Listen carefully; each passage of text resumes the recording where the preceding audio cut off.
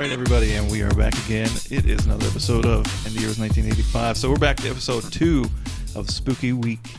Spooky Week. Spooky Week. Yeah, that's my favorite. Dude. We're back again. I'm Ryan. This is Sam. And we have from Disturbing the Peace podcast on Spotify and all your podcast platforms. We have Lindsay Janes here with us again. Again for the second episode of Spooky Week. Welcome back again, Lindsay. Thank you. I'm happy to be back. Is this your, what would you say, your favorite time of year or no? Yeah, definitely. My kids this week, though, totally off topic, but they decided to completely skip over spooky season, and I have watched both versions of The Grinch like 3 times. So we're reeling them back. They better watch Hocus Pocus this weekend or something like that, or we're going to have a serious conversation about priorities. Yeah, soon they'll want the Christmas tree up, and then it's like, no. We can't get into that. Yeah. That's pretty funny, actually. My kid's favorite movie is The Grinch, like the original one, the cartoon one. And, he loves the shit out of that, man. Yeah, we watched it a lot during the middle of the summer. You'll just be like, I want to watch The Grinch, and watch it for like 2 weeks solid. That's kids for you. They don't really have a sense of time yet, so. No, they don't get any of that stuff. No. They don't really get any of that stuff yet. It's funny. But keep it on. Are you guys watching any? Oh, sorry, cut you off there. No, I was gonna say, were you guys watching anything spooky? What about you, Sam? So I got into. I watched a couple of things, I guess, but I got into Ghostbusters. So the cartoon, and then the movie. So I watched the first movie and 3/4 kind of thing, which, like I say, they're like staples in our house. They're like camping movies. I definitely watch them every Halloween for sure. But I watch them throughout the year. But I definitely watch them during Halloween the most. And then the cartoon, of course, which was one of my favorites growing up, along with Beetlejuice. In terms of spooky stuff or whatever, but I really liked spooky stuff growing up, I guess. But that was the 2 of my favorites, kind of thing. Ninja Turtles, of course. But when it came to like spooky stuff, I loved the Beetlejuice and the Ghostbusters. So I got through 10 episodes, 12 episodes or something. So I watched a couple from the beginning, a couple in the middle, a couple at the end. There's a lot more than I remembered, so it's pretty cool. Oh, that's awesome. Yeah, no, I love Ghostbusters, and it's one that I will always watch, like any time of year as well. Yeah. Because I know I've said this on the podcast before, and feels like I've said it recently as well. But yeah, Ghostbusters 2 was the first movie I've seen in theaters. So I actually didn't see the Ghostbusters movies until I was in high school. Oh wow! Yeah. So shout out to high school drama teacher Mr. Whipple, which is also probably the best name for a teacher ever. Nice.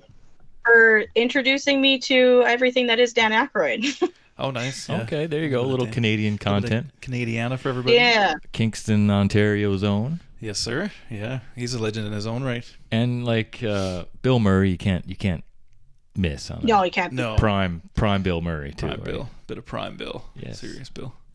That's awesome. That's true. Well, do you know what I watched this weekend? Because I know you mentioned it on the last podcast, but I watched The Craft. Ah, nice. Whoa, good one. I kind of like that, and I'm surprised it actually had both Skeet Ulrich and Nev Campbell in it as well. It was like, oh, whoa, what? Both of these guys are in this movie as well? Like, oh. Yeah. Nev Campbell. Yeah, it was kind of like right around those years that they were all kind of doing those like spookier thriller kind of movies. Yeah, I enjoyed it. Yeah, Nev Campbell's really good in a lot of those movies. And it's a really good movie. Like, it's got true 90s. Oh yeah. Like grit to it. It's got like that, like I say, that spiritual 90s horror that was a big thing, like the horror thriller thing that was going on. And I really like that movie as well. It's one of my favorite kind of spooky movies or whatever from back in the day. I knew I'd like it when the opening song was a cover of a Beatles song by Our Lady Peace. Oh yeah. Right? It's like, oh wow, deep cuts. Deep cuts is right. So a little more Canadian. It had that true essence of the '90s as well. So I enjoyed it. It had a good soundtrack and good '90s character. Good story, too. Like 3 kind of outcast girls who are trying to find their way, and they all have their own insecurities, and then they find this 4th one who's like completes the whole thing, and you know what I mean. They trifecta turns into a quadfecta. Yes, the quadfecta. The quadfecta. The quadfecta. But it was great, yeah. And then spoiler alert, I guess, towards the end, like that girl that they got in as the 4th, like still had her powers and stuff like that. So I enjoyed it. Yeah, it's a good one. For It's a gooder. For a 90s teen kind of. Something else that I noticed about that movie while watching that maybe you probably didn't was just like the very like 90s fashion too. Like the the eyeliner, the makeup, the hairstyles, the clothing. You're just like taken right back to that like grungy kind of feel, hey? It did, yes. Oh yeah. When did you first see that?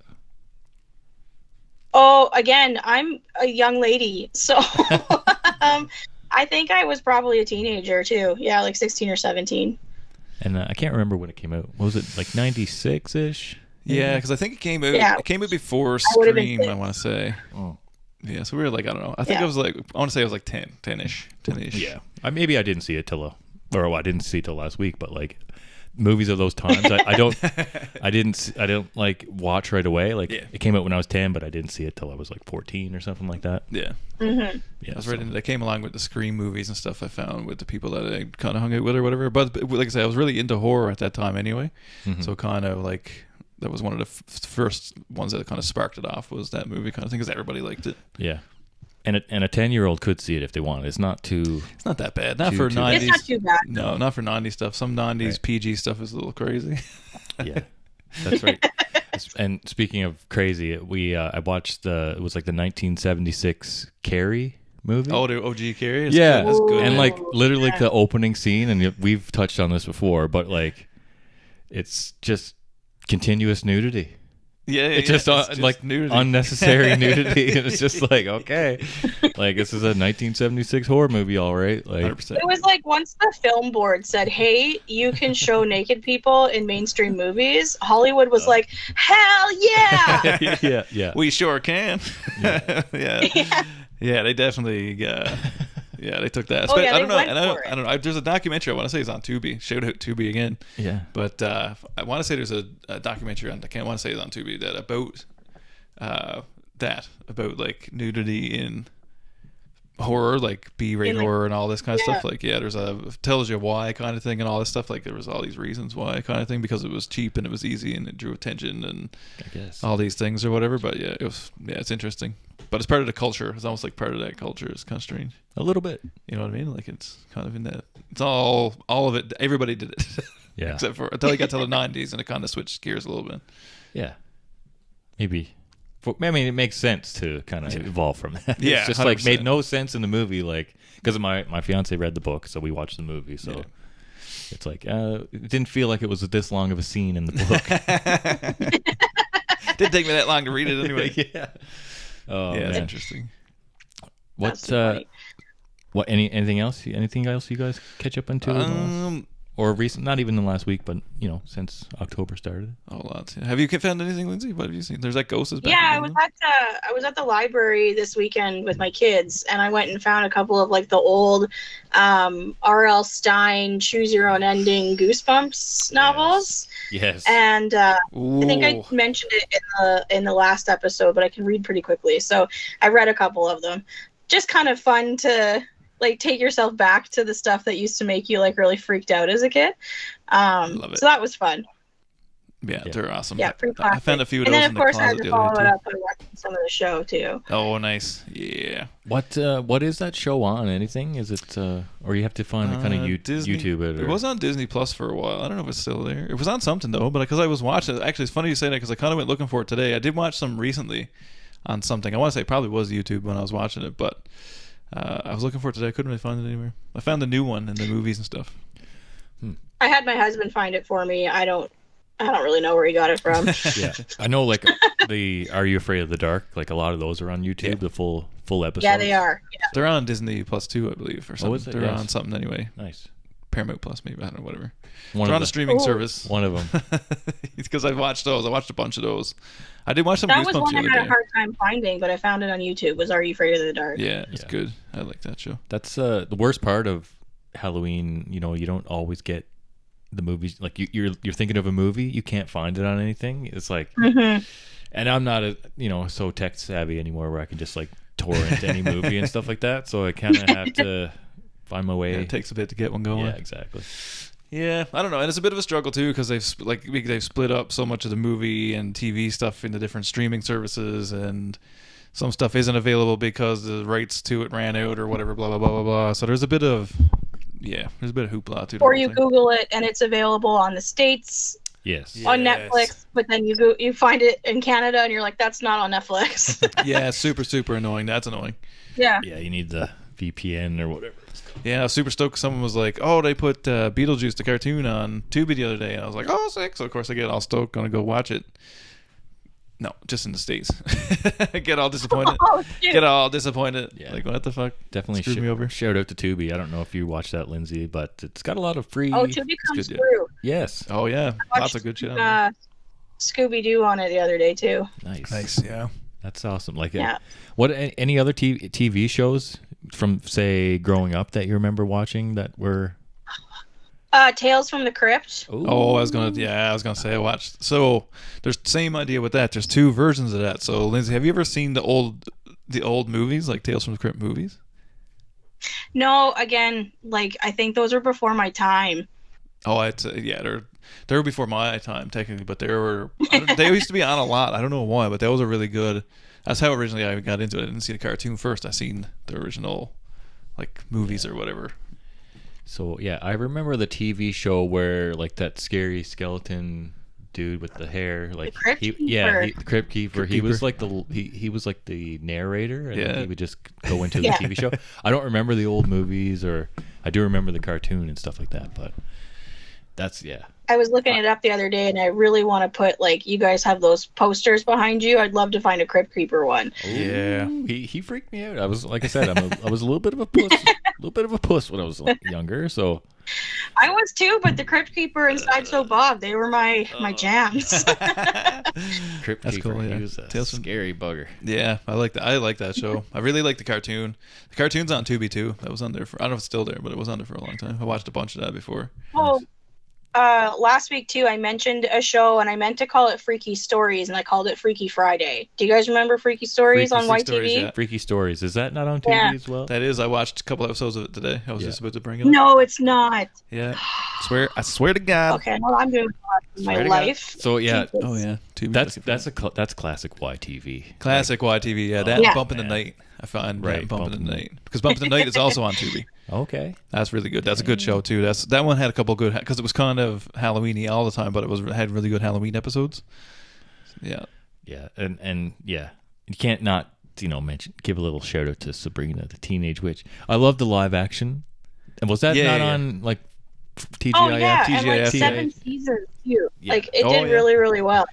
Yeah, that was a good one. I loved that show. That was like It's funny now because I've watched it recently, and I've seen memes on the internet, but actually now watching it in action, you'll see dudes that look like me with as much hair, like as high school students and shit like this, or like these fully grown adults that are walking through the hallways and stuff. Like, it's really funny for that. If you look at a lot of those 90s sitcoms and stuff like that, there's a lot of stuff on the loose like that. It's really funny. Yeah. well, like even the cast, like even Melissa Joan Hart, like she does not look like a high school student. No. She looks great. She definitely looks like she's in her 20s. Yeah, oh yeah. I might have even mentioned that with the craft the other day. It's like some of the students like in the other seats. I'm like, man, that guy's not like No way that. He's supposed to be that young. That guy's like 35.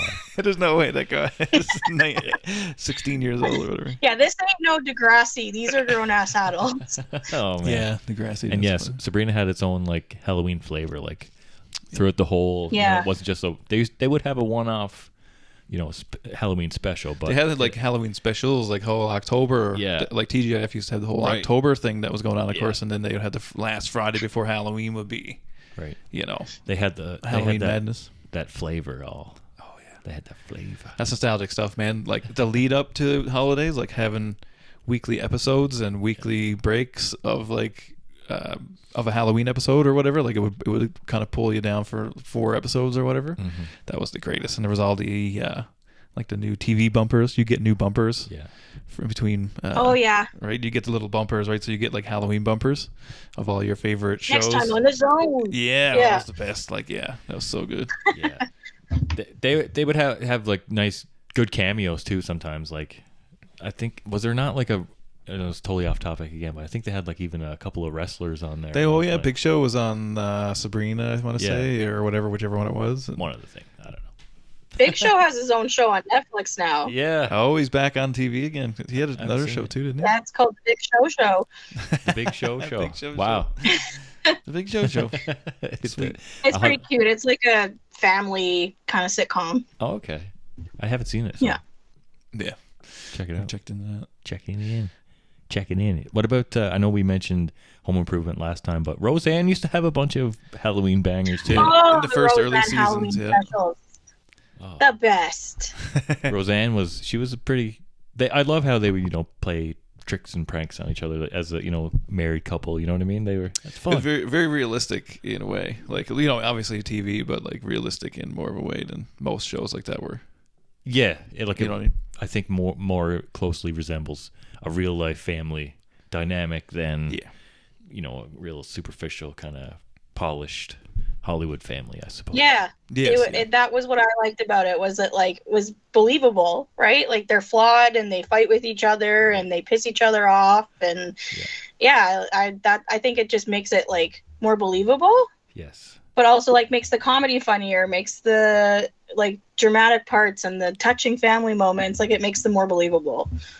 That's awesome. Do you remember offhand any particular scenes and stuff that you love? Yeah, so you had mentioned Roseanne pranking Dan. The season 3 episode was called Trick or Treat, and Roseanne is making the house into like a really extravagant haunted house. But the entire time she's pranking Dan by like sneaking out from behind things. And that's probably one of my favorite ones. And then in season 4, they do like a kind of a spoof of the Great Pumpkin Charlie Brown, but it's called Great Pumpkin Roseanne. And that one's really good too, just because like it's really sweet. That one they do a little bit more with like the kids and stuff. But the Roseanne just in general was one of my favorite shows from the 90s, but the Halloween episodes were ones that I would like play on repeat. I just loved them. I miss those. Yeah, they don't do like any specials like as good as they used to. I don't feel like they're not as cool. They're not as class. But there's no real classic shows anymore. Everything's so disposable too, I find. Yeah, I mean, even I guess it's not recent, but like, did The Office have any Halloween episodes? I forget. They used to have. Yeah, they must have. Oh yeah, like Jim went as the 3-Pull Punch. Yeah. And yes, you're right. Yeah, and Michael comes as some problematic things a couple times. Oh, with he had his own head on his shoulder. On his shoulder. Yeah. Okay, yeah. I should know this because I watched The Office like a billion times over. Yeah, there's Halloween oriented ones. Yeah, because they have an episode for everything. Like they have a Christmas episode. Right. But they're the same way. Like very realistic as to what it would be like to have an office Halloween party or Christmas party or whatever. Like very much like very on point, really. Well, I think that's kind of why it's so easy to kind of forget that those episodes are in there, because it is just so like, it was Halloween at work today, right? Yeah, like, it fits right in. Oh man, The Office is the best. Yeah, But going back to your point, I don't know anything current that has Halloween specials. Do you?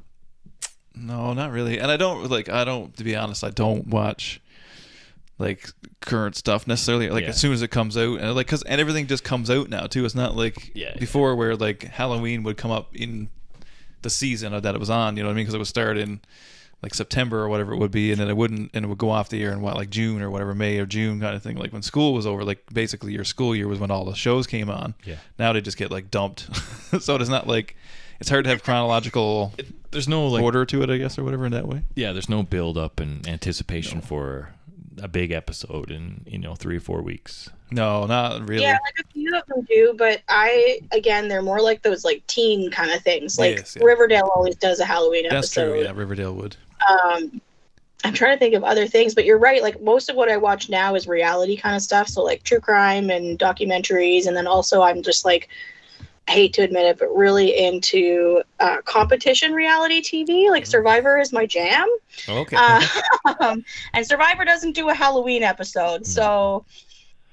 But no, some of them are pretty horrific. Horrific. No, I don't. I haven't watched that. What you did there? I haven't. I haven't watched that in quite some time. But I'm a big fan of the competition reality as well. More so in the cooking. I don't mind cooking stuff, but I can't do reality TV. I had a little time where I'd watch people make knives all the time. You know, what's that show called? My husband likes that one. Yeah. Forged in Fire. Forged in the Fire. Forged in Fire. Yeah. And building shows. So Rock Solid Builds. I'll give a shout out to Rock Solid Builds DIY. Yeah, it's like a Newfoundland show. Yeah. That's cool though. Yeah, just going off on a tangent here. Getting off on tangent. But it used to be like, I'm trying to think of what else there would be, like, because everything had, like, even on Saturday morning cartoons they would have Halloween episodes too, and Halloween bumpers and stuff, like, especially when Fox came along, because Fox did a lot of stuff. So like they did, like, when they would do Bobby's World, and like even the X-Men, like it would have not necessarily like a Halloween episode, but they would have all the bumpers would be X-Men and wearing funny hats and stuff like that. It's pretty funny. Like, it was a way bigger deal than it is now. Like, and I think it's a dynamic in TV because TV is not, cable anymore. And I think that's all that Halloween and Christmassy kind of stuff, for the most part, has gone by the wayside now. Yeah. Yeah, and why? Like, I think a lot of the time too is why are like TV channels and networks putting those packages together that cost money when like no one's watching the commercials anymore? Yeah. Because now you can skip them, right? Yeah. It's harder to skip the YouTube videos. No, I bought about a 3-month subscription just to see if it's worth it or not. I don't know. I'm still not fully convinced. What's the verdict? I like it because you can watch TV shows and stuff on there. Like, there are more things available in like full, true HD or whatever way. It's not like a scammy copy or whatever. So it's a bit better that way. No ads is pretty cool. I thought I'd use the music portion of it more, but I don't. So I don't know. It's kind of cool. Like, when I listen to podcasts and stuff on it, it's cool because there's no breaks. Right. I'm just kind of lets it roll, which is nice. But beyond that, I don't really notice it. Like, even if I have it on my TV, right? I try to use it on my TV. I don't watch it any more than anything else. It doesn't change anything for me in that way. But I know a few people made the switch to that now. Yeah. But by a lot, I mean, like, it's like a minute. You just have to watch, go through a minute. And it's $20 a month. It's not like it's cheap. Oh, wow. That's expensive. Not cheap, yeah. Yeah. There's a lot of content available, you know what I mean? Like, it's, in that regard. But I don't know. I don't watch enough TV to care enough, you know what I mean? Like, I don't partake enough. Would the YouTube movies be a part of that as well? Some of it is. Some of it you have to still rent. Like, current stuff you have to rent or whatever. Okay. But there's a lot of, like, there's a ton of content, but it's just, I don't watch a lot of it. Like, stuff I've been watching is on Netflix and stuff. Like, I'm kind of tied to other things versus YouTube. But it is cool for stuff like when you can't find something. Like, they'll have episodes of Beetlejuice on there, for instance, that you can't find necessarily anywhere else. Right. And you don't have to worry about breaks and that, which is kind of cool. Do you have any podcasts in audio form on YouTube? Do you venture into that at all? No, I haven't done that yet. I've actually been thinking about it. I've been thinking about also maybe delving into the world of video, but I don't know. I don't want to do it a disservice and just have a video for the sake of having a video.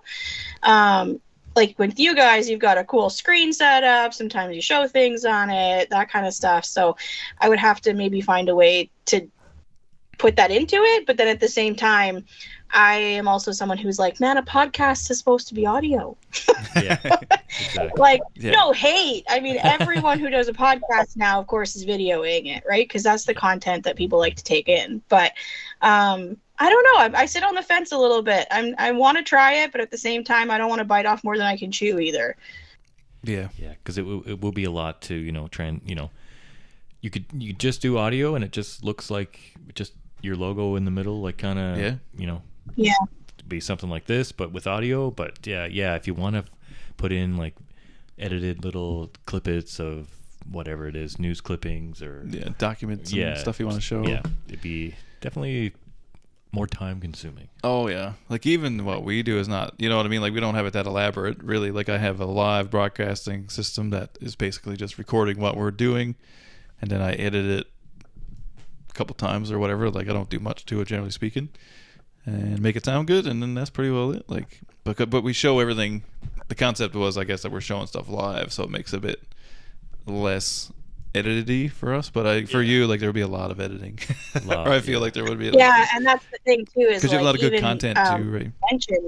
Yeah, well, like you mentioned, like if I wanted to show like news clippings and stuff, extracting a news clipping and taking like a quote out of it, super easy to do.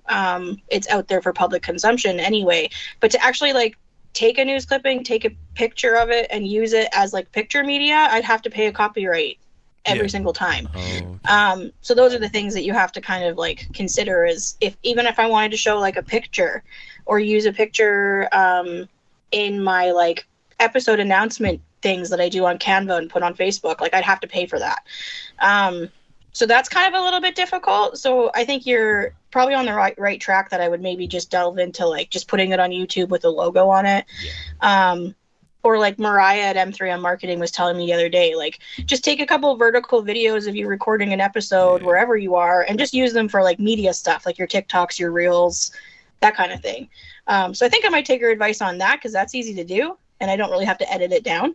But yeah, it's just, it overwhelms me a little bit right now to think about doing a video aspect. So I don't know, but I'm open to it. Yeah, it takes a lot more effort and it's hard. Like there's two of us kind of thing, so it splits up some of the duties and just, you know, it makes it a little bit easier for us to do certain things or whatever. But it's tough, man. It's hard out here. Yeah. Well, we don't have to edit much because we do have a lot of podcasts that we pull up YouTube material.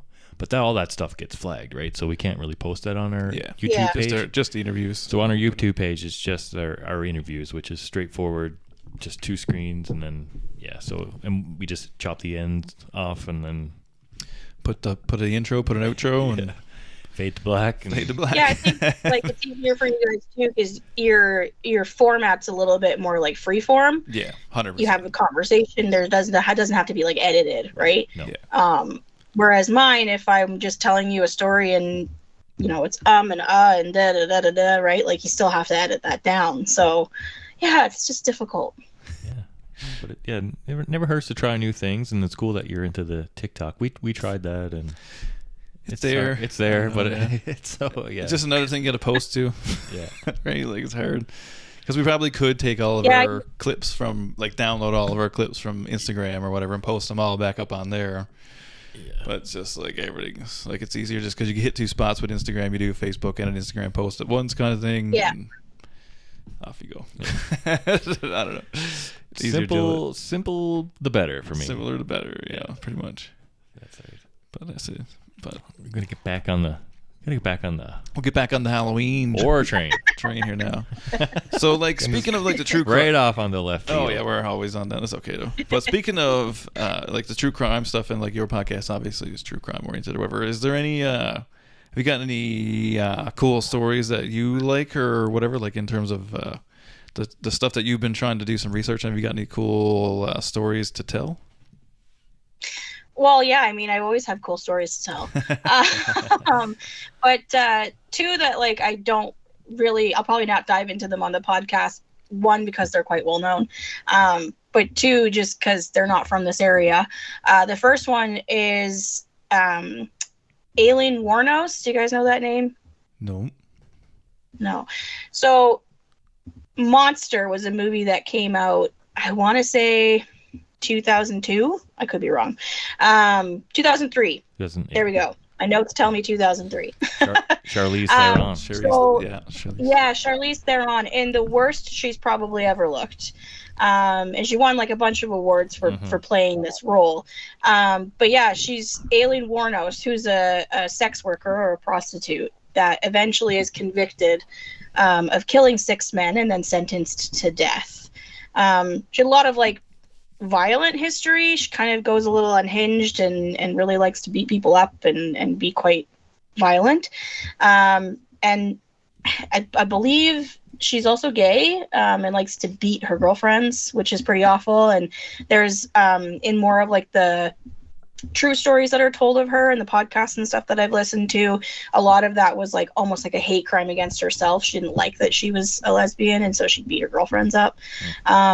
But yeah, she was kind of a pretty controversial figure. And you kind of, in her court case, you want to feel sorry for her because of the horrible things she's been through. So then there's also like that juxtaposition between you've done some pretty horrible things and you seem to be kind of a bad person, but at the same time, like, you are a product of your circumstances.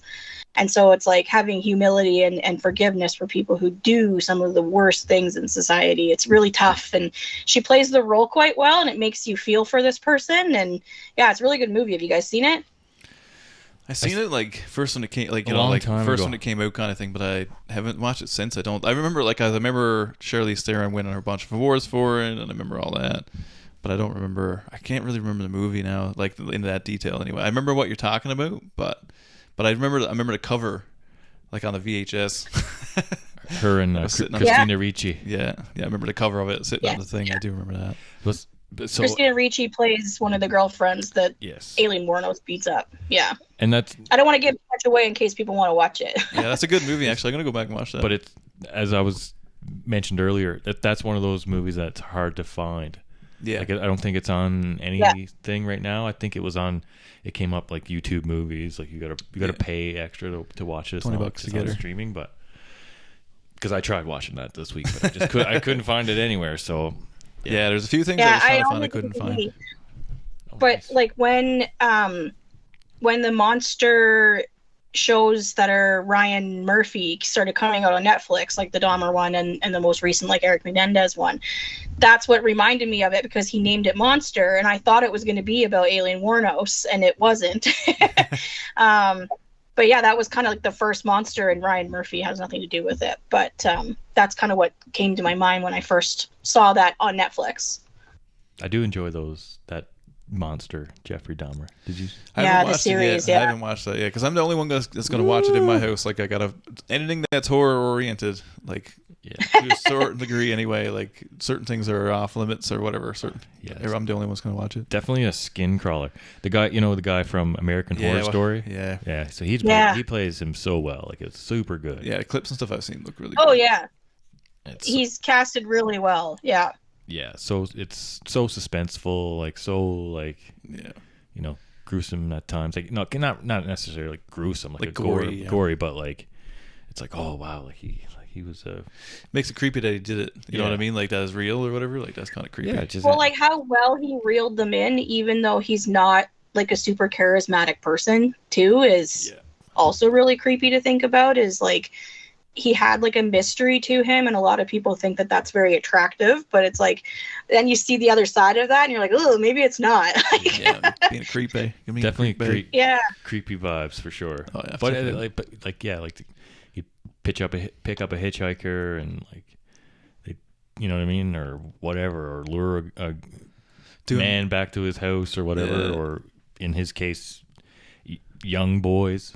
Yeah, all kinds of people. You know what I mean? Because that was one of the escapees, wasn't it? Was one of the young boys, he was all like drugged up and stuff, and then, like, they called the cops, and the cops wouldn't do anything, you know. And just, it was weird, gave him back to Jeffrey. It's like, super weird. Take it back to your apartment. Like, take him. What he just looks like shit here, but you take him back. Well, I think it's also like, I mean, at the time, there was a lot to be said about, like, how people who maybe were having homosexual relationships were treated by law enforcement. And so I think that was part of it. I think it was kind of like, hey man, you're going to sleep with a man, you get what you get. Which is really awful. But I think that's part of the reason why, you know, there was actually a couple reports of people who noticed kind of some odd behavior with this guy, including neighbors, like, who were kind of, you know, a little weary of who he was, and they were kind of all ignored, you know, because it's like, well, you know, he's having homosexual relationships, so he's into the weird stuff, right? So that's probably why it went so unnoticed. They didn't want to get into it. They're just like, you know, they had so many opportunities and warnings, but never actually acted upon it. And yeah, he's creepy, man. It was a weird story with him, like, and even like you say, like, the way you do it, like pulling over to the side of the road, you know, pretending like his car was broke down and trying to lure people to help him, and just creepy. But that's kind of like that's the MO, is that creepy weird stuff. But it's weird how they're like, people find them so attractive and stuff like that. Like, I find that part strange. Like, even when they are handsome dudes or whatever, it's still kind of weird. Like, something has to be creepy and off about this human being for them to be able to do all this weird stuff. So, you know what I mean? Like, I don't know. It's weird. I mean, I've never... People who also find them attractive after knowing that they've done that stuff. Yeah. Like, that's what I should say. People who write letters to these guys in jail, it's like, ugh, what are you into? Like, why do you think that's... Yeah, weird. Yeah. Yeah, it's weird. After watching that series too, like I got down the rabbit hole. Like I was watching like his interview on Inside Edition or whatever it was. Yes, yeah. Like he was already like captured or whatever. He was in jail, but like they interviewed him like while he was in jail and stuff. Yeah.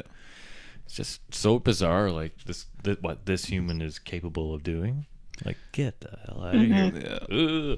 He had an hour-long special on A&E when they used to do, I can't remember what it's called now, I'll have to look it up, but the A&E one where they do, like, it was all about the serial killers and whatever, that was a good, I remember he had a couple of good episodes, and then, what's his name from Summer of Sam, he had a couple episodes that were really good, dog telling him, the Jesus dog telling him what to do and everything, and the Summer of Sam movie is actually really good, like, the older one is really good, because they redid that, I think, recently.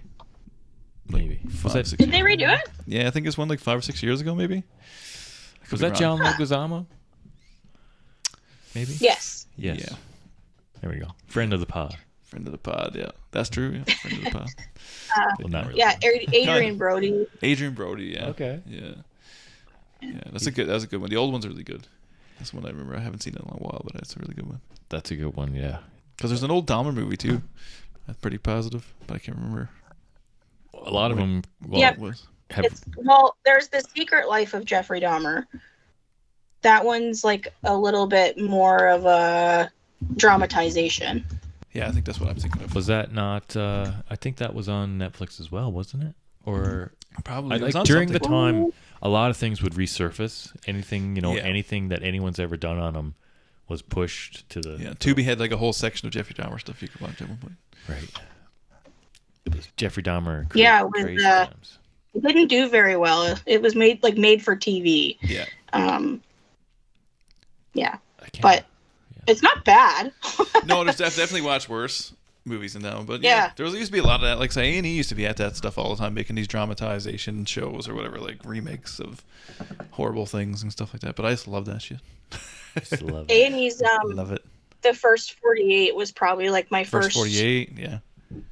Dump into true crime, truly. Like, I don't know what it is, but that narrator too, like his voice for whatever reason was just so soothing and beautiful. But I don't know, that the First 48 was like my real full obsession with true crime. But I think it was because a lot of it was more about like the investigation side of it. And then the places too with the First 48 where they go, it's a lot more like gang violence and drug violence. Yeah. And so again, it's awful. It's horrible that people kill people about that and stuff like that, but it's not as like gruesome as like the serial killer kind of stuff. So it was also like a good, like dipping your toes in the water of true crime before you really get into the psychological creepy stuff. Yeah. I watch a lot of true crime stuff on YouTube right now. There's a lot of different ones that do a lot. There's one called Beyond Evil, which is really good. It shows a lot of like interrogation footage, body cam footage, like real like crime scene, not crime, well, kind of crime scene photos. Some things are blurred and stuff like that. I think there's another one like called EUW something. That was also kind of the same premise, like body cam footage and stuff like that. So I was going to ask you, like, how do you ever like put in like public records requests for like different, like legal stuff, or is there anything available in that sense here in Grand Prairie or Canada? Yeah, you can. So here in GP, like you can go down to the courthouse and fill out like a Freedom of Information Act form. And then you have to like fill out what you're looking for, what years you're looking for it, why you're looking for it, that kind of stuff. And then it goes to like, I don't know, a like team of people that decide whether or not you can have that information for what you're using it for. And if you can have it, how much of it you can have it, and can you take it off the premises, or do you need to come here to look at it? So that can be a little difficult. Right. But there's also something called CANLI. That's CANLII. If you just go to canli.org, it's the Canadian Law Library. And you can sometimes like plunk names and dates into that and find some things. So a couple of the cases that I've done actually have been built off of court documents that are made public on CANLI. So that's been a better source to me than filling out the FOIP form so far. And then also I mention them all the time, but the South Peace Regional Archives are fantastic. They have like everything. Old Daily Herald Tribune articles of crime, and they have it all like referenced and sectioned out into true crime and murders and homicides and assaults and prostitution and drugs and da-da-da-da-da-da-da. Yeah, so that's been a really great resource. And then also like reaching out just digitally through email and stuff like that to other archives around the province, and they'll like scan stuff and send it to me. So that's been really nice. Wow, nice. That's pretty sick, yeah. Yeah, so there's a couple different avenues for sure. It just depends on also like what timeline you're doing the story from. So if it's like 2005, 2010 and newer, you can find it on Google. It's easily findable. You're going to find articles and papers and that kind of stuff. Mm-hmm. Anything later than that, though, you are going to have to like physically show up somewhere or really put the work in to find it. Does that make it? That would probably make it exciting for you? Hey, like kind of like a treasure hunt almost. Yeah, I used to when I was younger. I really wanted to do like investigative journalism, but just life gets in the way, and I didn't end up doing it. But that's kind of like satiating that like old, teenage want to do those kinds of things. Is finding this information and really going and having to seek it out has been really fun. That's good. Yeah, I mean, you gather it all up and then take the time and put it all together, and then so the finished product must be pretty rewarding. Yeah. A pain in the ass, but rewarding. Oh, that's good. No, it's fun. Yeah, I like it though. But it also makes you like really appreciate the amount of work that people put into like making series and movies and stuff like that. Like how much background work has to go into doing the research and that kind of stuff makes you kind of appreciate them more. Yeah. So just the whole thing about that Dahmer, documentary, how much work would go into that. And can you imagine putting together people and coordinating and trying to get stuff because they're trying to find stuff that is not common, because stuff like that has been researched to death in certain ways. That's what I was going to say is you also have to make it stand out from the others that are out there, and why does someone want to take that content in when they probably already know the case, right? So what can you find out, or what storyline can you follow that makes it, maybe a little bit more interesting or what have you? And that's kind of like the Lyle and Eric Menendez case where, in the media and stuff like that, they kind of said that perhaps the brothers were having an incestual relationship, but that was never proven in court, never talked about in court. But the Monsters kind of show that was just done, Ryan Murphy, he does put that part of it into the show and kind of explores that as a storyline.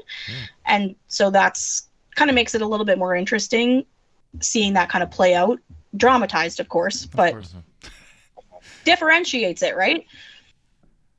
Yeah. What do you think of Kim Kardashian coming out in Freedom Menendez Brothers the other day? Like, what? What do you think about that? You've heard of it. I can see by tell by your reaction, I believe here. But what do you think about that? I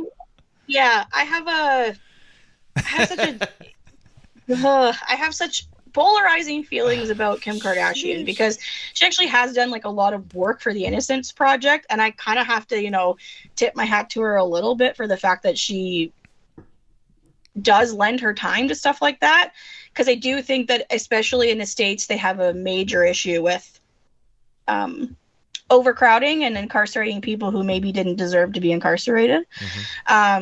Especially based on like color of their skin and socioeconomic status. And the fact that she's paying attention to that and bringing it mainstream attention, I do have to say, like, kudos to her. But I do think that sometimes, she is first and foremost an internet celebrity, right? So she wants that clickbait and that kind of thing. So to say, free the Menendez brothers, I feel like it's clickbait. You really have to understand that case inside and out. And those boys did kill their parents, and they admit to the fact that they killed their parents, and they did it premeditated and pretty violently. So, they're pretty to look at when they were younger. and and you feel for them because they went through some pretty horrible things. But does that mean that they deserve to get out any more than anybody else who's done that kind of crime does? Like, I don't know. Right. And I'm not too familiar with it, but did their parents cause them any trauma that reacted in this way? Yeah, okay. Yeah, they're definitely like abusive. Yeah. Okay. Well, again, though, I say on my podcast, and I'll say it here too, I really do like playing devil's advocate. The only claims of their parents doing these horrible things to them come from them.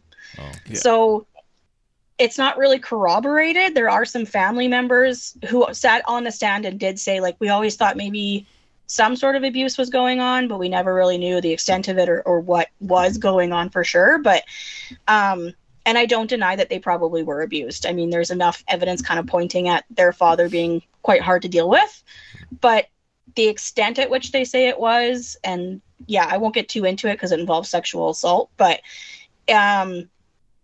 again, the only people who talk about it are them, and the only time they talk about it is after they've murdered them.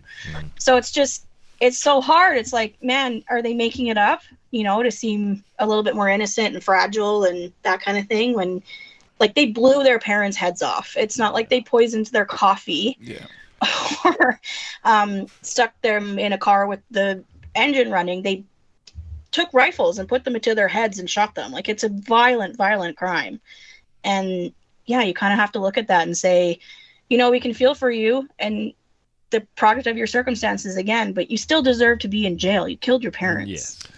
Yes. I feel like anyone who can commit such a heinous act could easily lie about such another thing to justify what they were doing as well, right? Like you said. Especially when you're trying to get out of could have been there. Who knows? Like, it happens all the time, but like someone who can commit such a thing is super capable of lying about one fabricating another story, like to justify what they're doing. Oh, in that circumstance for sure, especially when you're kind of famous or whatever, and there's a lot of hoopla around you, and you're from a rich family, so you kind of maybe figure like, well, I'm going to get away with this, one way or the other, because I'll just pay my way. I'll get the best lawyer, I'll get the best whatever, and then negatory. Oh yeah, I'll have to catch up on that one. Yeah, it's an interesting story. Yeah, I seen that the other day and I laughed. I didn't dig too deep into it, but I laughed when I seen it more so than anything. Well, it sounds like now they are possibly going to get a new trial. Yeah. So yeah, we'll see how that plays out. That's interesting. Yeah, I don't know. Kim K's got her own shit to deal with. Wasn't she linked up with P. Diddy there a little while ago? Or? Well, let me tell you, I know her mom and there's P. Diddy. There's pictures out there. We don't know if she's been at the after parties, but okay, she's been at the freak off. At the freak offs. Hey, her mom's been at the freak offs. I know that. Yeah, that's true. That's right. Yeah, that's a whole other rabbit hole. They're also linked to Jeffrey Epstein. So I mean, big link. And I think that's kind of like the celebrity world in general, is everyone's kind of linked to everybody, and you show up to P. Diddy's white party if you get invited, like, you go, right? So, and I don't know. I've done a lot of research on this and listened to a lot of podcasts on it, and it sounds to me like this was quite a criminal underground that involved like a few people up there in that celebrity status, and it'll be interesting to see as the case goes on, like, who's actually involved and who maybe was just like, I've been in never know. You'll never know. It'll be like the Epstein thing. Bunch of people got, like, there's a lady in jail. She's been charged with trafficking. She's still a person. She exists. All this stuff has happened. She's been tried. The whole deal. She's in jail for it. Who are those people? Yeah. You know what I mean? Like, if this was anybody else, or whatever way you want to put it, like, somebody's name would be exposed out in the world by now. At least one name. There would have to be one person. You would think. But there's nobody. They don't even happen, right? So I feel like this is potentially another one of these situations, right? Like, I don't know. I don't want to get too tinfoil hatty here, because I can get real. Well, that's the way it usually goes when the heat cranks up a little bit. Someone's got to get go down. Someone's got to get put out in the fire to take the heat off the rest of them. Especially in the world of people who, like, are so affluent, right? Where they can kind of unfortunately, especially again, I'll bring it back to the American justice system. You can pay somebody off and probably get away with it. So that's the other thing too, is how many of them are going to actually get in any trouble. Yeah, oh yeah, that's what I mean. Like, I don't know. Can't, if they haven't released anybody else, I can't imagine how many other people will go down in this. You know what I mean? Other than, potentially Diddy, you know what I mean, charging people for things or whatever. But like, I don't know how that would work. You know what I mean? I don't know how any of that stuff goes. But it's an interesting thing. It's a big, broad story that I feel like is going to go a whole bunch of nowhere. Good, yeah. I think so. Because they would have had the part for me that it's weird. Makes me think it might actually this one time be a bit of a bigger deal is the fact that Homeland Security is involved. There is that. Homeland Security wasn't even involved with the Epstein thing. That's true. Yeah. So that's the part where like the sex trafficking part of it, where I'm like, oh, he's in trouble. Like if Homeland Security is involved, you've done something pretty major, because those cases take like 3 to 5 years to ever come to charges. So they've been investigating him for a while. They have a lot of tape to comb over as well. Yeah, it feels like there's a lot of data. He's got, apparently he had cameras in every room, and everyone was recorded, so everyone could be blackmailed, and everyone who's involved and whoever's not involved just don't want to say anything, and everyone's just kind of... Everybody knows which, somebody. like, again, tinfoil hat wise, like, that's pretty believable. If you're a celebrity, you're going to have security cameras all over your house. Yeah. Oh, yeah. So then, like, the other side of that is, yeah, your friends and your family and people who come over to your house to maybe do things that aren't, always legal are going to be on camera. And does the celebrity world kind of encourage that kind of like Big Brother like atmosphere, like where you always have something on somebody? Yeah, I don't know. I think it's like a hierarchy situation or whatever, right? Like you build yourself into these positions and power struggle. It's all these power things, and then there's always people that take it way too far, right? But I think I'm in the belief, like almost like it's kind of like an eyes wide shut situation, right? Like everybody knows, but nobody knows, right? Like it's one of those things. Like there's people that are partaking, there's people who are not, but nobody really says anything, because if I say something, then that lets everybody know that everybody is involved. Like the first person to let it's just a simple, right? Simple thing, and that'll be the whole enchilada will open up, kind of thing, right? Yeah, and like I mean, if you really like, if you want to find the information, there's tons of Reddits and TikToks and that kind of stuff of people who are like, Celebrity World has been actually telling us about P. Diddy for quite some time. If you really look at like these tiny little clues. And did you guys ever see Don't Fuck with Cats on Netflix? Oh yeah. Yeah, it's kind of like that, right? Where like the internet starts putting things together that maybe you or I wouldn't have ever noticed together, but as a collective of like thousands of people, you can put together this really strong case that people have been telling you this for a long time. You just haven't been paying any attention. Yeah. It's been like a joke, and like it's like if you took at it that way, there was been this for I don't know as long as I can remember P. Diddy, but pretty close. That there's something funny, there's something up with P. Diddy. Like that's been ongoing for years, years and years, since early 2000s. Yeah, people are saying stuff, but you're not paying attention. People aren't paying attention. People are saying, "Oh, this guy's being silly. He's saying a joke about P. Diddy," but no, there's more to it than just a joke. He knows or just a little line. Yeah, there's kind of been always that like underlying understanding that maybe he likes to groom young men.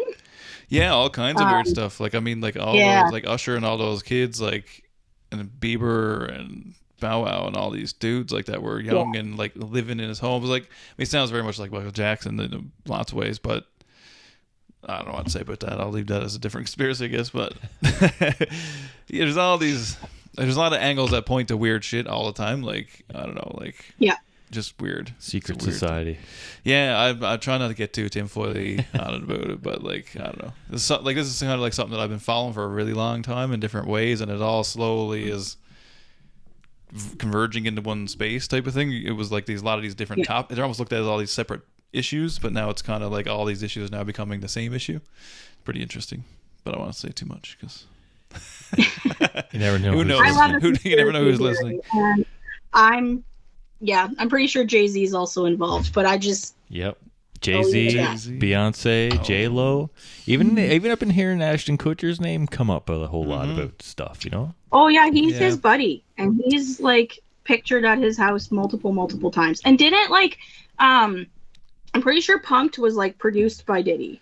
Oh, I didn't know Not, that. it was like, Or, one of his production outfits or company whatever. something like that. He's got some. I'm pretty sure. There's a lot of weird ties, man. Like, because if you go back, I mean, Puff started to come up when Biggie and Tupac went away, right? So like 98, 99, and then from there on, like, I mean, he kind of ruled that zone. You know what I mean? Like, there's a lot of people coming through because it was like him versus kind of like, you know, everybody else kind of things, typical rapper or stuff or whatever. But there's a lot of people, man, like young dudes and girls and shit that came through his network, like that weird shit happened to, and he had a lot of power back then too, in the mid to late 90s and early, even in right from the get go, right? He had control of Notorious B.I.G. He kind of gave him that whole thing, and then when Biggie wanted to leave that label, wanted to leave Bad Boy, he came up dead not too long after. You know what I mean? Like there's a tie in there as well, right? If you want to go back far enough, like P Diddy had a first wife who died young, and they said it was just pneumonia, but people think that it was, you know, someone he knew who was there at the scene, like when she died, like he was responsible, and that P Diddy put him up to it to kill the wife, you know what I mean? Like there's so much. Well, yeah, and then after seeing that video of him like dragging his girlfriend by the hair, I was like, oh, okay, so I believe that story now. Oh yeah. I mean, I don't know. He just seems like the type of guy who would. I don't know why, but just has that thing. But yeah, I don't think anyone was shocked. No, I sure really wasn't, and none of this is shocking me in any capacity, really. But I'm curious. I'm curious to see what comes of it. I want to see if they drop names. That's what I want to see. I'm just because if not, it just doesn't matter. You know what I mean? If nothing happens, and it doesn't really matter. But I'm interested to see whose names gets dropped in this. Well, they keep teasing that they're going to drop names, and so I don't know. That's the part of it too for me. Again, playing devil's advocate, putting my tinfoil hat on. I'm like, how much of this is just because you guys are irrelevant now and you just wanted some attention? Yeah, and how much of it is it turn off from like because there's always a viewpoint of this is all on the go to take you away from the election year. Right? Yeah, like that, all that kind of stuff. And I mean, even now in Canada, that's kind of a thing in reality, right? Like, because our election will come up very similar to timeline to theirs, that kind of stuff too. So it's interesting how it all goes. Like, if you want to get all down all those rabbit holes, like, it's a lot of angles to it in reality, right? Like, there's a lot of angles to it. It's interesting. But I don't know. I'm not sure what to believe anymore because it's the same problem. Like, you go on the internet looking for information, but all you find is bullshit. Right, like there's all these reports. Like I deleted X the other day for the millionth time because I can't even. Oh, I can't stand it. I don't have it at all. There's no I don't know. It's just too much stuff on there. Like, and not to say that people shouldn't be able to say what they want because that's not the point. It's just you can't find anything on there. It's just nonsense. And same thing with Threads is kind of in the same vein now. It's just filled with bots and brain rot, complete bullshit. Like just you'll click on it and there's like nothing. Me and my husband have this inside joke that the internet ruined everything. Yeah. Oh yeah. So 100%. Like if our day was bad, we blame it on the internet. But yeah, and like to that point is there is something to be said about free speech. People can put technically whatever they want out there. But when we give this amount of a platform to this many people, you're gonna get the crap. You're gonna get the people who are completely out to left field and all the people who agree with them. Or all the people who disagree with them. So I think a lot of it's just like bots. Most of it is just bots because there's nobody has time. But they're bots that want to start a fight. Like I feel like the internet's plan is to tear us all apart. Oh, 100%, 100%. Because it's all infiltrated. Like now we're going to get real crazy now. It's all infiltrated by foreign, like foreign bot farms and stuff like that, right? So like, they're trying to sway policy and voting and all these things because they know that.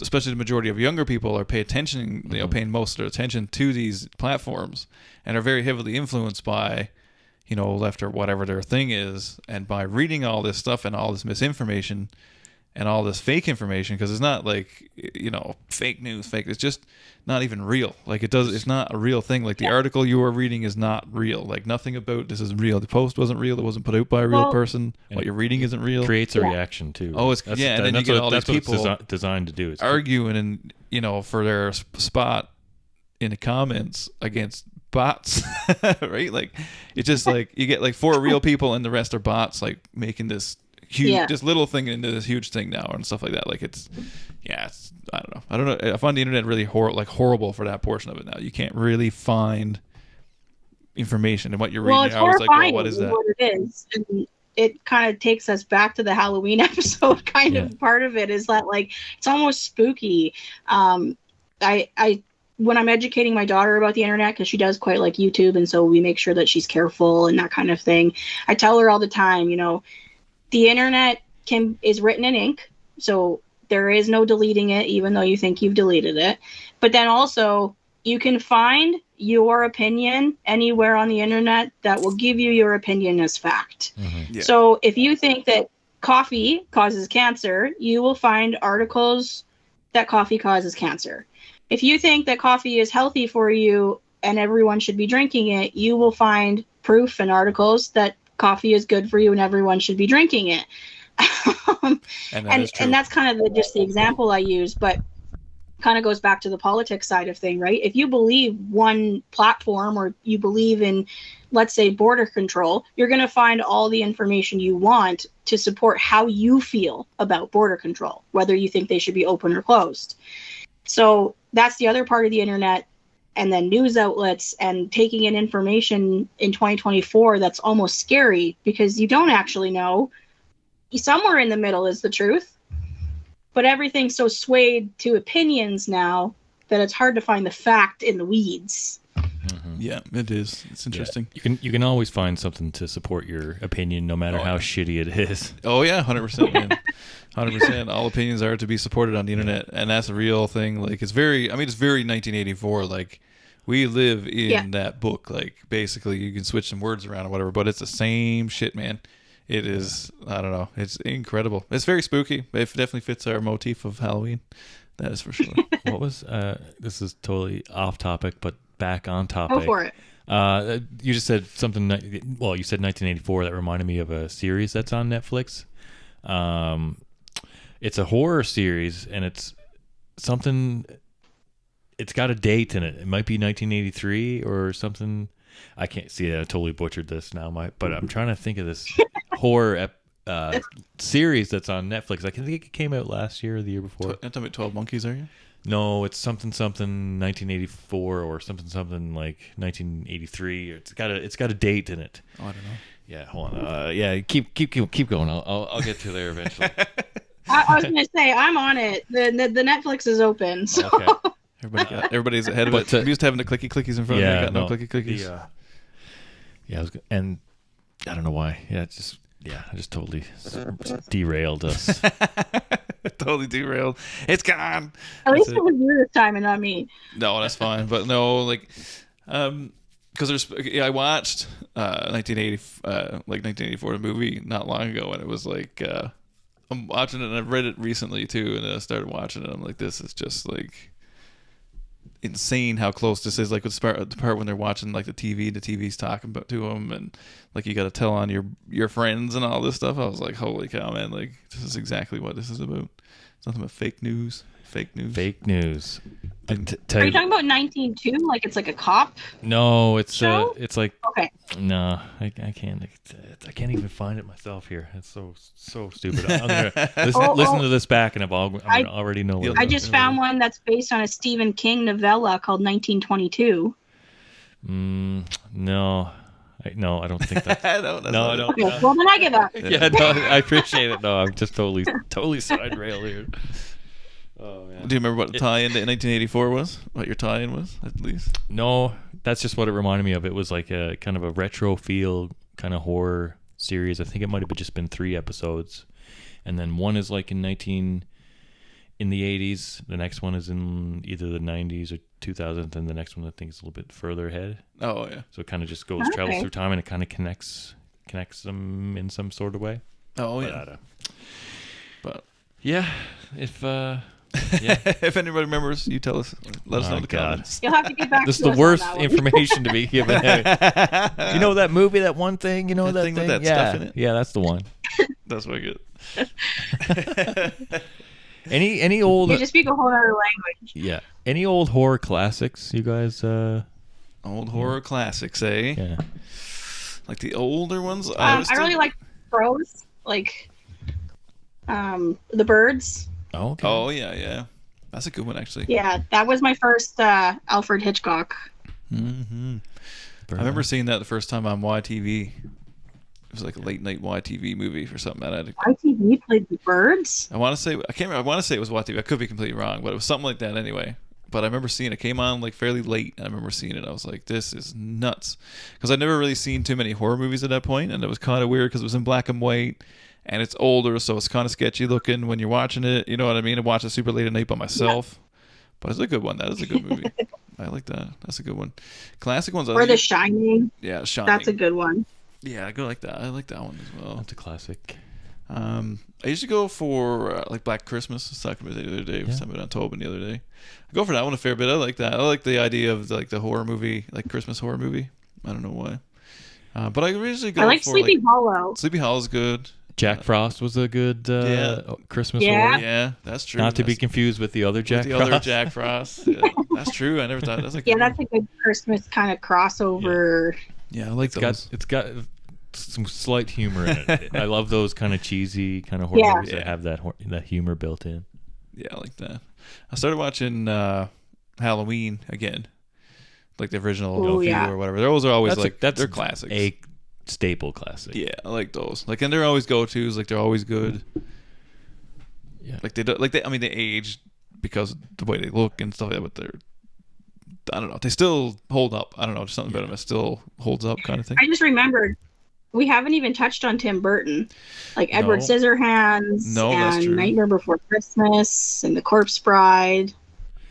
Really though, yeah, like that's a classic too. Night Before Christmas, I watch that every year. He's always had, even with the Batman, like it always had this kind of everything's Halloween horror kind of feel. Everything's got some Halloween in it, yeah. But his Batman movies are my favorite ones of all of them. They're so good, and I like that's why I like them, because they're spooky. Like there's almost like this stage production quality to it, but it's also spooky. It's my favorite. Well, anytime you get a Tim Burton film, you're like, to bring it back to the production kind of side of things, you're always going to get really cool graphics and makeup and special effects and stuff like that. Like, I remember when Edward Scissorhands first came out, like that character, for the fact that it wasn't like CGI'd and it didn't look like makeup, like that was very, very cool. Yeah. I wasn't. It's one of the movies I remember I watched it, but I was not creeped out by it. Like it was supposed to be scary. People were like, you go super scary, whatever. But like it gets dramatic. Like I don't want to spoil it for anybody if you haven't seen it by now, I guess. But towards the end, when it gets dramatic, if you will, like that spot or whatever, like I just felt horrible for him, like this poor person or whatever. But that was one of my favorite ones. I remember like that was one of my favorite ones as a kid, and it's the ones I truly like. I really remember was like I don't know. It felt like it was a big deal at the time. Something about that movie touched a lot of people. Like it caught a lot of action. It won a lot of awards. It made Tim Burton famous in a lot of ways. Had Danny Elfman played the voice of Jack. Yeah. And he does scores for so many different movies and TV shows and stuff like that. Simpsons to Elfman does everything. Danny Elfman, yeah. Because he done the Batman movies too, I'm pretty sure. Yeah. Maybe Matrix too, I think. Yeah, I can't remember now. He's a bunch. He does live stuff too, which is sick. Yeah. Elfman stuff. He does live. Okay, cool. Yeah, he's a soundtrack. If you haven't looked him up, if you're into soundtracks, look him up. He's done a bunch of cool shit. Cool shit. Cool shit. That's the thing about Tim Burton too. Like his stuff is a little bit more digestible. Like if you're not, like we said, into the gory kind of stuff, his stuff, like it's creepy, it's kind of in that realm, but it's not something that you're gonna go to bed that night and have horrible dreams. No, there's got like a gothic quality to it, almost more so than it's. Yeah, that's a great way to describe it. Yeah, it's something about it gothic to me. Like he should do like Gargoyles. Like he should be in charge of the new Gargoyles remake. Ooh, that's a good idea. One thing like we haven't really talked about much. Like, has any of this scary stuff given any of you guys like bad dreams, horror, scary dreams? Or do you ever remember having scary dreams ever? Yeah, kind of. When I was a kid, I used to be freaked out a little bit easier. What's the movie called? Something 13. It's about the Anunnaki. Oh my God, was it 13? Something I can't remember now. But anyway, it's got Mila Jovovich plays the main character in it. But it's like it's supposed to be almost like a documentary, like. The way that they shoot it and the way it's presented to you is like a documentary, and it's very believable if you just kind of pick it up and start watching it, like you don't really know anything about it. And it's about Anunnaki, of course, and then it starts telling the story or whatever, but it becomes an alien abduction film, but it kind of like shows it from the point of view of like this they're doing like past life regression and hypnotism with this person, and anyways, it goes into like it starts to slowly like expose to you the whole time what's actually going on and whatever, and then towards the end it kind of shows you what her abduction looked like, because you finally get to that point. But the whole thing is just kind of bringing you through the story of like these people getting abducted all the time. It gives you a lot of backstory on Anunnaki and all this stuff, and there's a lot of like. But the found footage portion of it is kind of like super, super creepy. But I remember watching that, like, I mean, it wasn't that long ago, and being like super wigged out by it, like super wigged. Even though I knew it was just a film, it just wigged me out. Like, but it's worth watching. I have to look it up. I wish I had my ticky boos in front of me, but I can't look it up. It's on. It's on. Yeah, Netflix. That sounds interesting. Yeah, I'll put it in the comments afterwards. I'll put it in the notes. Is it like an older movie? No, it's recent, like super recent. Oh my God! If you put in Mila Jovovich alien movie, it'll come up. Okay. I did find the series I was talking about. Oh. It's called Fear Street. Oh, there you go. Fear Street, Part 1, 1994. Fear Street, yeah. I know what you're talking about. That was a really good Netflix series. I'm glad I found it. Sorry for being distracted. Is it called the one you're thinking of, Sam? Is it called The Fourth Kind? The Fourth Kind, that's it. That is totally it. Oh, snap. That is totally it. The Fourth Kind, yeah. Look that up, watch that. Gave you scary dreams? It was super, but couldn't even sleep, man. For like literally like the first night after watching it, and it was right. It hit me at the perfect cusp because I was already kind of looking into Anunnaki stuff, and it's kind of like already on the train, I guess. And then I found this movie, and I just kind of happenstancely watched it, and it would happen to be about all the stuff I was reading about or whatever. But like it's really freaky, like watching the regression and hypnosis and like. Them kind of showing you what happens, but not really showing you, and like you never really see what totally happens. It kind of just always just alludes to everything stuff or whatever, but it's fucking super scary. Like the end of it is like nuts. Like the end of it is nuts. Yeah, I don't want to give it away because it is a good movie. Anybody wants to watch it, like it's definitely worth watching. I found it like super scary. I tried to watch it again not long ago, and I was like, Jesus, it's still scary. Like it's still freaky. And Dawn of the Dead. Okay. Dawn of the Dead. I don't know what it is about. I watched all the horror movies there are, but something about Dawn of the Dead was on my list too. Freaks me out. Well, yeah. Side note that because I do love the horror comedy, so I love Shaun of the Dead. Shaun of the Dead is right on, yeah. Oh yes. Yeah. One of my favorites. I saw something the other day that Scary Movie is coming back again. Oh wow. Yeah, I believe they're making a new one or whatever whatever number that is now. I really hope it's good. I actually really quite liked. Yes. Oh yeah, they're wicked. Yeah, for spoofs, yeah. Wicked. So would it have the Wayans brothers back involved? Oh gosh, that'd be so cool. They haven't been on in a long time. That's right. Yeah, they kind of had that thing stolen from them, I guess. Yeah. Well, Hollywood, you know. Weinstein. Got Weinstein. Got Weinstein's fingers all over it. I seen today. Actually, today I think. You're gonna say what I'm gonna say. One of the Kevin Smith movies, he got it basically back from the Weinstein. Finally get Dogma back. Yes, yeah. I was wondering why I could never find that anywhere, but now I know the truth. Got it back from Miramax. The idiots. I got it out. I pulled it out off the shelf and I got it out in the living room. Nice. I got a copy of it somewhere. I just can't find it. Because you can't find it on DVD anywhere now, but they're going to re-release it. Yeah, it'll be a big old. Yeah, Ming Chen put it on Instagram today, so that's where I saw it. Yeah, but, I was trying to share it, but I wouldn't share properly. Just give me like a snapshot. I wanted to share the whole thing or whatever, but yeah, it was cool. Yeah, good for him. I didn't realize that, but I was wondering why I couldn't. It was one of my favorite movies. I love that movie. Yeah, it's great. Well, I wonder if that's why, like, there are some things that are still really hard to find, and I'm wondering if that's not why. Oh, there's like definitely stuff. Yeah, there's definitely stuff yeah. tied up in that world. Plus, there's stuff. So, like, some stuff. What it's kind of like not so much like music is different, but like some stuff for distribution rates when it comes to films and TV, they run out, and if nobody buys them up, then they just kind of sit there, right? So nobody can do anything with them.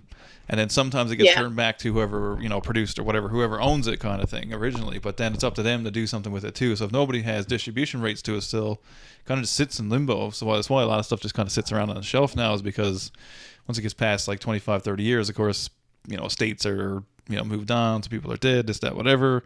Stuff that kind of sits around in limbo, all this cool shit or whatever. So that stuff is interesting too. That's a whole true crime episode there. There you go. I wonder if Monsters was made by Miramax or the Weinstein Company. Probably. Well, you know what? It probably was. Because now that you say it, because it would have been right around the time that Miramax was starting to become popular, was right around 2003 or so. Yeah. That's when all those good movies kind of got made from them. I think they did Scary Movie look it up as well. Scary Movie, yeah. But I enjoy those early Scary Movie spoofs. The first 1 and 2. 90s. That's a 90s thing too, or 2000, whatever we want to look like. What's up? Yeah, like all that kind of stuff. What's up? I showed that to my kid the other day, like, because he came home and he was saying it. I was like, "Do you know what that's from?" He's like, "No." So I showed him or whatever, and he was like, dying. He thought that was so funny. I'm gonna have to rewatch those as well. It's funny, man. It is actually funny now. Like that, you don't hear it every day. It's funny. I posted that on Instagram last year. Yeah. I gotta repost it. Repost that. Repost it. Hopefully it goes viral. The Was Up thing was the thing too for like years. Oh yeah, that was a freaking. I'm on and off. I sometimes bring it back. Every now and then. Throw it out Every now and then. Throw it out. See what happens. Yeah, sometimes you get nostalgic, right? You're like, how do I sound like an idiot? No, I'm just kidding. Yeah. And it's like, and how old are you? Yeah. How old are you? What are you talking about? What is that? Yeah. How old are you, old man? Old man. You old man. So when I look up Monster, just to go quickly back, it says New Market Films. Oh, okay. Oh, New Market. So I don't think yeah. Who knows? Well, who knows? They should figure that out. Should get it back out on the internet somewhere. It's a good movie. Right? Pick it up, find it. I think I do. I thought I bought a copy of that somewhere along the way, but who knows? Probably in a box somewhere. Yeah, probably in a tote. Yeah, I do have a large pile of stuff somewhere. I don't know where it is right now. A large tote full of DVDs just in a closet here. So, you guys decorate your houses a lot for Halloween? No, not really. No. I was for a bit, but I don't get any kids that come to my house, so I don't really. I put up a couple little things for like my youngest kid or whatever, like a couple inflatables and stuff, and we put up a couple things in the house, and as far as it goes, usually. Yeah, I just do I'll do a jack-o'-lantern usually every year, throw it out front. But no, I'm not big into the lights thing. I may get like 12 kids. Yeah, I don't even get that many, man. I can't even get rid of a bucket full. Like, I got a little bowl. Like, I fill it with like a bag. You get one bag of candy or whatever, box of candy, and one box of chips, and I'm eating the whole thing. Like, usually, like, there's not many. Like, I get 10 kids, maybe, give or take. Yeah, I think the most maybe I've ever had is like 20. Yeah, it's not many. And it just, it gets slow, and then by 8 o'clock, it just totally dies off. And it's just me eating candy, sitting just in my me house. eating chips. And just sitting around eating chips and candy. Eating chips and Kit Kat bars. Do you decorate your place? Yeah, we go all out. Going all out. We used to live in like a larger house and share it with Kyle's parents, and they had like animatronics and all like fog machines and that kind of stuff. So we kind of took that with us when we left. So yeah, we usually do like some spider webs in the trees and a couple of other like animatronics and usually our front yard's a graveyard, and yeah, we just go all out. Sick. Why not? Proper thing, sure. I used to enjoy that when I was a kid. I remember doing the graveyard thing a bunch of times. Get the leaves and make the grave and have the headstone. But it's been a while. I don't think I've put a little bit of orange lights outside, but I haven't. I decorated a little bit a couple of years ago. I got a little crazy and put up a bunch of lights and everything, but it's about as far as I'll get. Yeah, I thought I was going to get a lot more kids when I moved into this neighborhood, and not so much. I think it's in my case more stuff to buy, more stuff to store for 360, 360 or well, maybe that's 355. why you said totes, and I immediately was like, that's where all my Halloween stuff is in multiple totes. Yeah. Have you guys gone to any of the haunted houses here at all? I went to like the one that they had like for what is it? The oh my word, I'm losing their name now. It's the golf place there. Hallows something. But anyway, they have it by Evergreen Park there. Hollow. Yeah. So they have it by Evergreen there or whatever. So that was pretty cool. That was fun. But I got little kids, so it's hard to like. So go, and the thing is, like, no, I'm the only person who's into this kind of stuff in my house for the most part. Like, Leanne likes certain things, but like haunted house, probably not. Like Reed was into Halloween, like it was the be all end all for a little bit, but now he's like 6, so I don't want to traumatize him either. Freak him out, yeah. And the oldest kid, he's like whatever. I don't know. He's like 18 now. He doesn't care. He does his own thing. I haven't and probably won't. I don't know. Remember I said I think used to be a puss. Well, I still am. No. Well, that's kind of why I brought it up, because I am too. My where my sister lives in her neighborhood, the people across from her do a haunted house like in their house. So you kind of walk into their garage and then into their backyard and then back out again. Oh wow! That's pretty savage. And it's creepy AF. And then the guy chases you down the driveway with a chainsaw when you're done. Oh great! Oh, I think I was there last year and I sent Reed in, but he didn't go all the way and he wouldn't go in. Full on pissed myself. Oh, like, I cannot do this. I think it's fun. I have no shame. I like it. Absolutely not. I like it. I think it's fun. It would be exciting, but if I could avoid a scare at all costs, I'll avoid it. I went to one in Edmonton, I don't know, 10 years ago, or the first time I moved up here. I went to one in the Edmonton Mall. They had one going on at oh yeah, I can't remember what it's called now, but it's I don't know, whatever. It's one of like entertainment places, but they had one going on as part of like the ride place there, and that was pretty cool because it was actually like serious costumes. You know what I mean? Like probably real actors or whatever. You know what I mean? Like it was pretty legit. That was pretty savage. That was scary. Like that was legitimately scary, but it was cool. That was partake, I guess, but it was legitimately scary. Yeah, I'm still traumatized from the school one that I went through a time. Oh, I had this like one section where you had to like get down and crawl through a bunch of old dead leaves, and even when I smell the dead leaves like now, at this time of year, I'm just like, it just takes me right back. It's like, oh no, it just brings you back to that childhood trauma. Yeah, just like now I totally avoid all that stuff. I'm like, I'm not gonna go do no haunted house. That's funny. I'll just watch. Well, as like adolescents or teenagers, was there anywhere where you guys grew up or anything like that had like creepy haunted houses or graveyards that you guys would like go with friends? Oh, like creepy spots? Not so much where I grew up, but when I moved to St. John's, they had the old air base. That was pretty creepy. If you go up there in the nighttime, that was kind of weird. Oh yeah, that was interesting. But home, we had a lot of tall tales.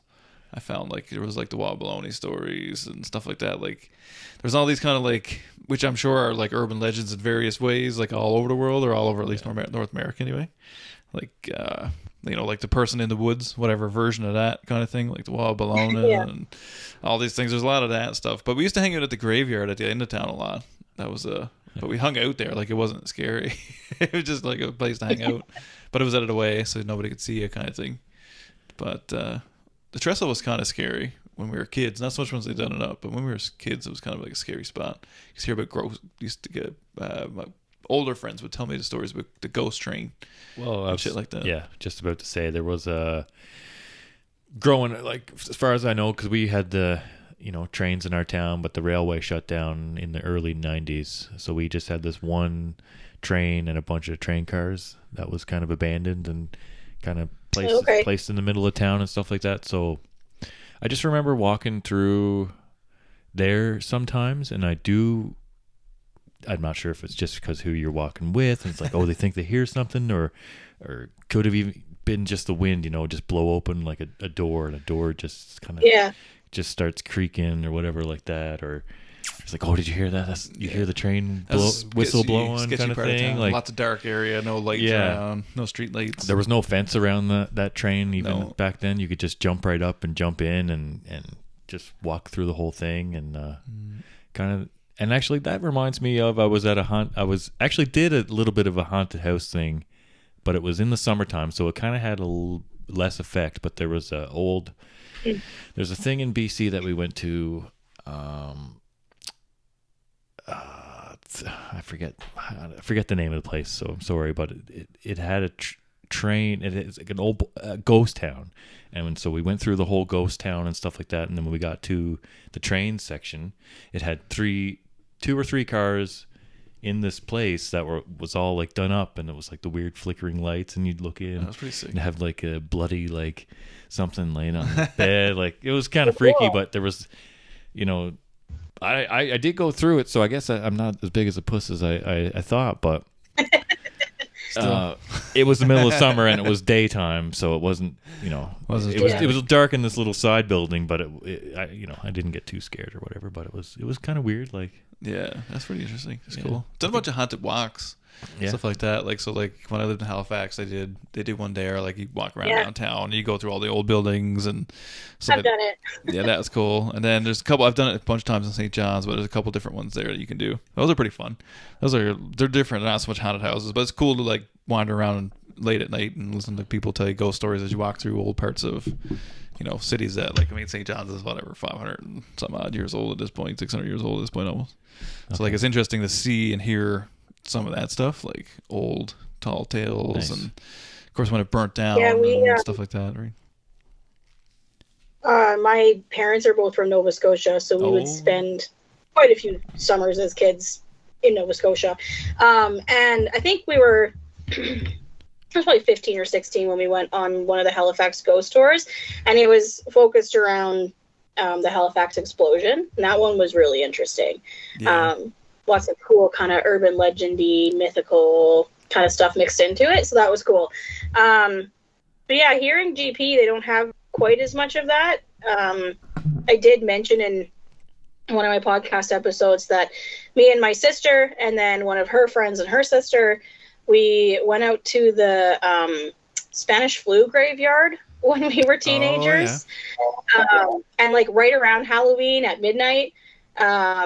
And that was a very spooky experience. We didn't necessarily like see anything, but kind of as we were walking up to the graveyard, I said to my friend, I think there's someone sitting on the bench back there. And as we got closer, there was no one on the bench. Ooh. So that part was like a little spooky. But I think it was just basically being like in a graveyard at midnight. So I'm not sure, but you never know. Yeah, there's not a whole lot like in Grand Prairie for like ghost walks or that kind of stuff. But no, unless you could.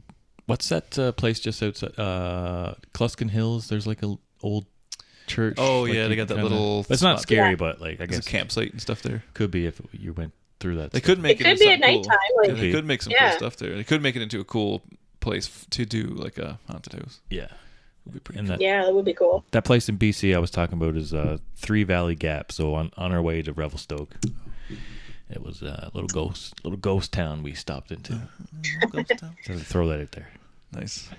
I'm gonna do a shameless self plug. There we go. Go for it.